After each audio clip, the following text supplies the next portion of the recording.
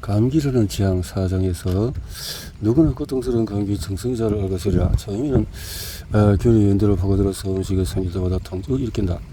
다음에 코가 답답해지고 재치가 나오고 콧물이 나오고, 그래서 증상이 3일째 절정이 이르는 후에 선악을 계속된다. 감기바이러스는 한 200여 종이 된다. 감기 면역력이 강할수록 더 많이 아프다? 자, 이제 저 깊은 곳에 숨어있던 코의 비밀이 한꺼번에 밝혀지고 감기에 관한 새로운 이론이 펼쳐지기 시작한다. 말하자면 감기 증상의 원인은 바이러스의 공격이 아니라 바이러스의 침입자에 대한 인체 반응이다. 다시 말해서 감기를 일으키는 것은 우리 몸이다. 바이러스가 몸속에 들어가면 그에 대한 반응으로 인체가 일련의 행동을 개시한다. 물론 그 과정을 자세히 설명하자면 시간이 꽤 걸릴 테지만 아주 간단히 줄이자면 이렇다. 인체 세포는 사이토카인이라는 복잡한 화학물질을 분비한다. 호르몬과 비슷한 이 소량의 물질은 우리 몸 곳곳으로 흘러가서 인체의 면역체계를 정지하고 규제하며 백혈구를 움직여서 병원체를 물리치게 한다. 인터페론 과 같은 사이토카인은 바이러스가 인체 세포 안에서 정식하지 못하게 함으로써 바이러스를 직접적으로 공격한다. 염증을 활성화하는 다른 사이토카인은 흥미로운 면역 활동을 한다. 이들은 바이러스가 침입하면 세포와 조직에 염증을 일으켜서 콧물과 기침, 고통을 가져다 준다. 이러한 인체의 방어적인 질병의 증상이 된다. 콜트니는 감기 바이러스 없이도 인위적으로 감기를 만들어내는 일이 가능하다고 말한다. 바이러스에 반응할 때 신체에 일반적으로 생산하는 물질들을 재료로 말이다. 거기에는 면역체계의 기능을 높이는 염증을 불러일으키는 사이토카인이 한움큼 포함될 것이다. 목에 따끔거리는 증상과 코막힘, 콧물의 기능인 키닌 또한 소량 들어간다. 기침을 유발하는 프로스타글란딘, 재채기를 일으키는 히스타민 또한 한 줌 포함된다. 마지막으로 피로감을 불러일으키는 인터리킨이 넉넉히 첨가되리라. 실제 감기에서의 모든 증상은 바이러스가 인으로 쳐들어가서 아데노이드 세포에 둘러붙을 때 한꺼번에 시작이 된다. 마침내 염증 반응은 완전히 정된 면역 반응으로 향한다. 몸에서 항체가 생산되어서 특정 바이러스가 마음대로 몸속을 점령하지 못하게 보호하고 나서는 것이다. 감염이 와서 싸우는 백혈구 세포는 T세포로 불리는데, 이들은 혈류와 림프전에 뛰쳐나와 현장에 도착한 후에 감염된 세포들을 파괴하기 시작한다. 현장에 도착하면 T세포는 스스로의 사이토카인을 불어넣는데, 이것은 소위 B세포를 작동시킨다. B세포는 특히 특정 감기 바이러스에 직접 맞서는 항체를 만들어낸다. 이 항체들은 사실 특정 감기 바이러스와 곧장 대항해서 싸우지 않는다. 2008년 감기 바이러스에 대항해서 인체 세포 안에서 어떤 일들이 일어나는지 자세히 관찰하던 과학자들은 놀라운 사실을 발견했다. 거기에서 엄청난 유전자 활동이 이루어지고 있었던 것이다. 연구팀은 각각의 세포에 빈틈없이 새겨진 수천 수만의 유전자인 인간 게놈의 각각의 유전자를 들여다보았다.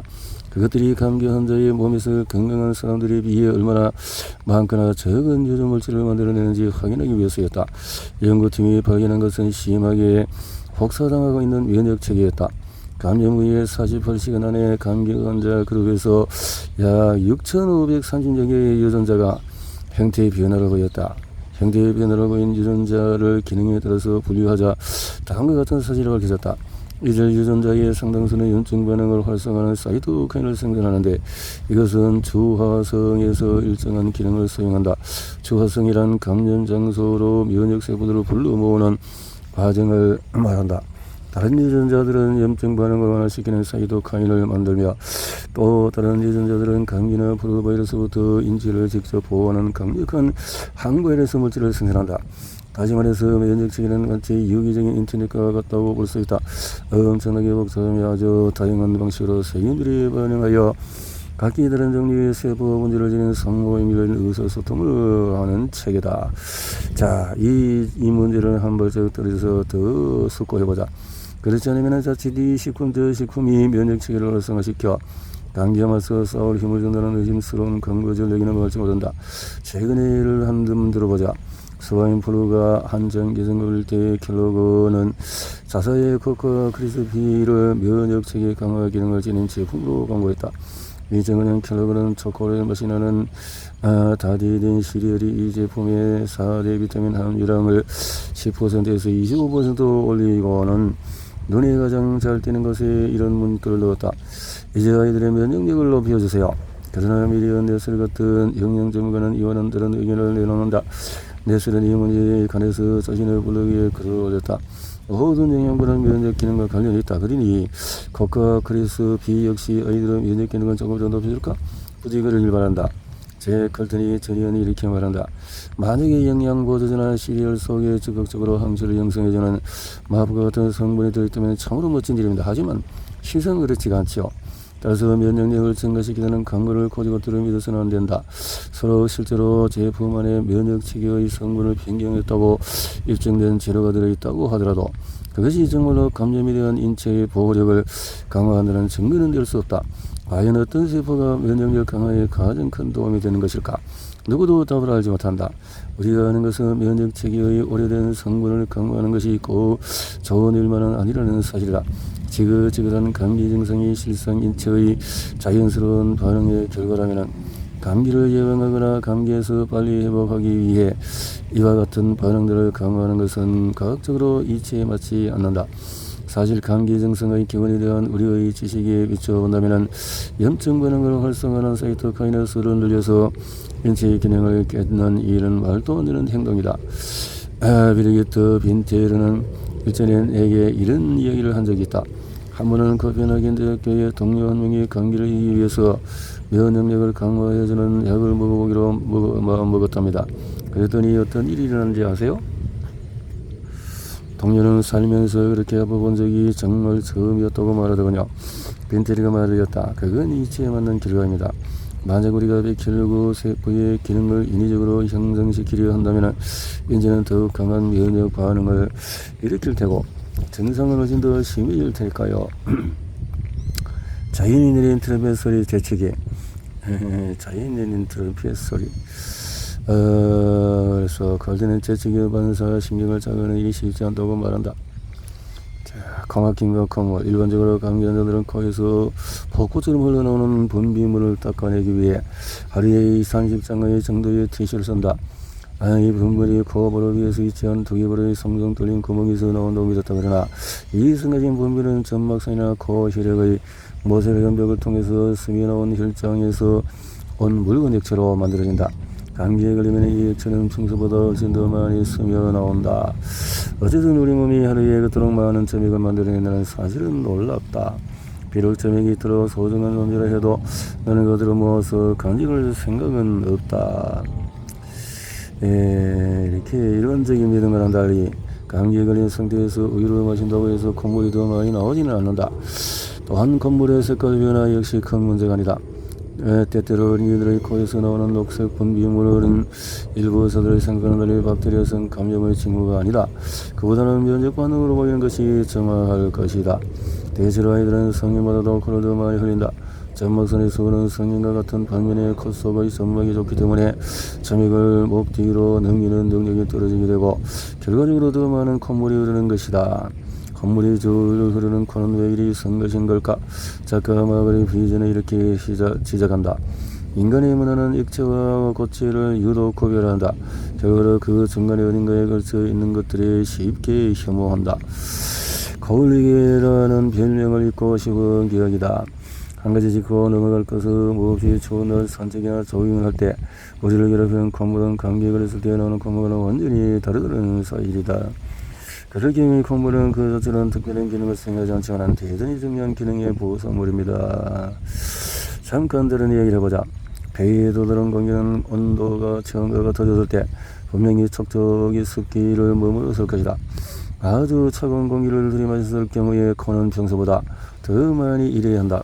차고 건조한 공기를 마시면서 공기가 콧속의 촉촉한 조직과만 나게 된다.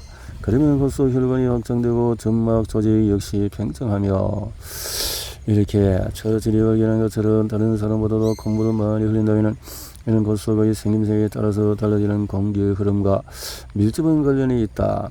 자, 이제 이야기를 좀 해보자. 처질이 연구한 다른 과학자들이 눈여겨보지 않고 넘어간 코에 관한 비밀을 드러낸 좋은 예다. 이런 방법으로 그는 다음 사실을 발견했다. 석기의 교환을 강화하는 격한 흐름은 코 속 길이 높을 넓을수록 그리고 콧구멍 아래쪽으로 향하고 있을수록 두드러졌다. 기후에 적응하기 위해서 지역에 따라서 코형이 다르게 나타난다는 과학자들의 발견과 들어맞는다. 춥거나 건조한 환경에 적응된 사람들은 더 넓고 돌출된 코와 아래로 향한 콧구멍을 지니는 경향이 있습니다. 그러나 론 에클스는 코의 크기 및 모양과 감기의 관계에 대해서 다른 의견을 내놓는다. 전형적인 감기 환자는 감기에 걸린 첫 3일 동안에 평균 45회 코를 푼다. 사실 감기는 거의 필연적으로 부비강과 연관되지만 2차 감염을 일으키는 경우는 드물다. 부비강에 나타나는 문제는 일반적인 감기에 따른 작은 부분에 불과합니다. 감기 때문에 코가 막히면 종종 냄새를 맡지 못한다. 감기된 헨리 영면의 이야기를 들어보자. 1960년대에 가면의 냄새가 나도록 제작한 영화가 처음 상영되었다.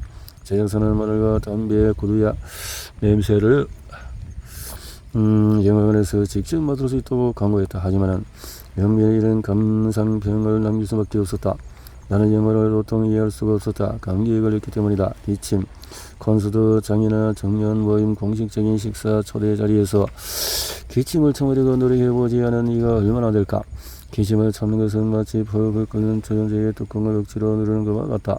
기침의 원리는 간단하다. 기침은 후두 아래 부분의 목구멍에 감각수 연기가 성가시게 자극될 때 일어나는 억제할 수 없는 반응이다. 감기 때문에 오는 기침은 정정 건조함에 그리 생산적이지 못하다. 쓸모있는 목적을 충족시키지도 못하며 그저 일상생활에 성가심만 더할 뿐이다. 감기 환자의 기침은 후두까지 퍼진 인체의 염증 반응이 원인이다. 이제 기침이 지나갔다고 생각하는 순간에 새로운 기침이 시작이 된다. 기침. 어떤 학자들은 끊임없이 이어지는 기침의 원인이 후비부에서 똑똑 떨어지는 점액 때문이라고 주장한다. 하루에 0.9리터지 목구멍 뒤쪽으로 꾸준히 이동하는 점액은 막을 형성해서 19세기 이비인후과 학자들이 코 뒤쪽에 깊게 처리한 꽉찬 느낌으로 목젖과 고개를 끊임없이 괴롭히는 찌르고 간지르는 듯한 감각이라고 완벽한 묘사를 한다. 흉부외과 의사들은 여전히 목젖에 모이는 과다한 점액 때문에 기침이 발생한다고 믿는 것 같습니다. 멍멍한 기. 리노바이러스에 감염된 사람의 약 75%가 감기 둘째를 전후해서 중위에서 비정상적인 압력을 느낀다. 당일근에 증명되는 유럽 참가을 날 B17 전투기 조종사들 사이에 감기에 유행하지 않도록 해주시오.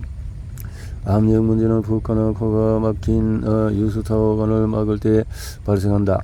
유수타키오관은 정의의 턱 긴 공간과 코 뒤쪽을 연결하는 좁은 통로를 말한다. 이 관은 무언가를 삼켜 턱 긴 공간에 신선한 공기가 들어가기 전까지 닫혀 있다. 감기에 걸린 채 비행기를 탔을 때 귓속이 불편해지는 것을 느낀 적이 있을 것이다. 물론 그 고통은 제2차 세계대전 당시에 B17을 몰던 조종사가 느낀 고통보다 훨씬 약하다. 비행기 조작 기술이 발달한 덕분이라 하지만 여전히 심한 감기에 걸린 비행기를 타는 건 그리 유쾌한 경험이 아니다. 걸린 채 비행기가 오래 내리면 압력이 변화하기 때문에 악의 척 두통 컨디션 저하 수행 능력 감퇴. 감기는 대체로 익혀하지 못한 피로감이 동반한다. 가벼운 두통과 피로, 식욕 감퇴 등 다행히 두통, 몸살 더 정상한 하루 이틀이 지나면 빠르게 완화된다. 반면에 전반적인 컨디션 저하는 것보다도 오래 지속이 된다. 감기에 걸리면 그는 마치 정신적으로 좀 문제가 생긴 사람처럼 함께 일하는 사람들을 괴롭히곤 했다. 직업적인 가수가 아니라 해도 감기에 걸려서 재채기를 해대거나 숨을 쌕쌕거리게 되면 정상적인 활동에 방해를 받고 기분이 엉망이 되기 마련이다. 감기에 걸리면 기력이 떨어지고 집중력이 낮아지며 세상에 대해 평소보다도 부정적인 태도를 갖게 된다는 연구 결과도 있다.